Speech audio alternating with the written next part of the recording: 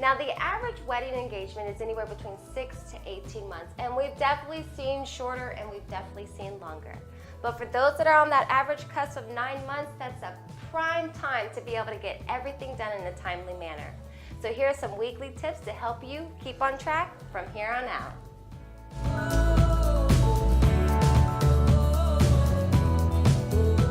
Hi guys, this is Lexi Snyder with Inventive Events, and it is Wedding Wednesday, that hump day of the week where we keep your wedding plans on track.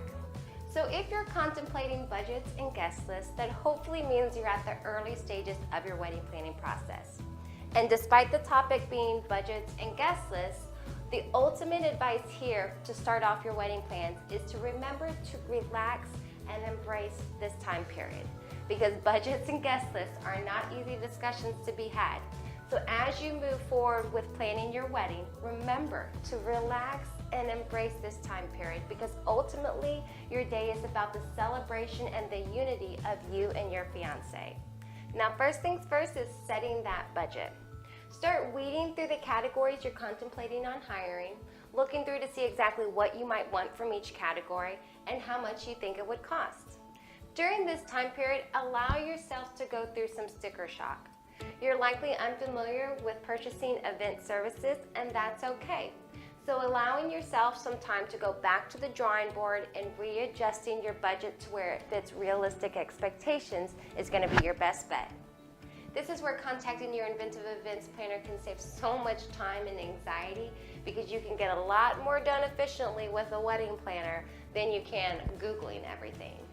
So some good advice here is to not set a date just yet. You might find yourself having to go back to the drawing board to save, or might having to do a little bit more footwork to figure out how you're going to build this budget. Another thing to remember when setting a budget is to know where the sources of your finances are coming from. It's one thing when a bride and groom are cash flowing it throughout the engagement.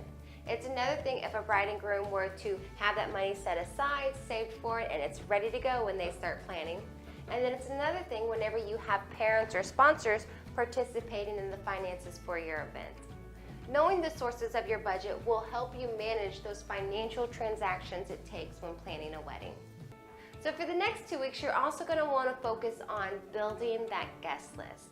But not just that.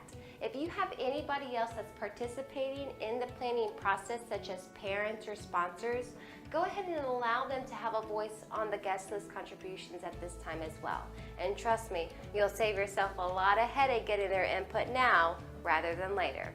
So next week, the wedding plan continues, and we're going to be talking about how to find that perfect planner and start building your wedding vision. So from our company to you, enjoy your engagement and be inspired by your wedding plans. And above all, happy planning!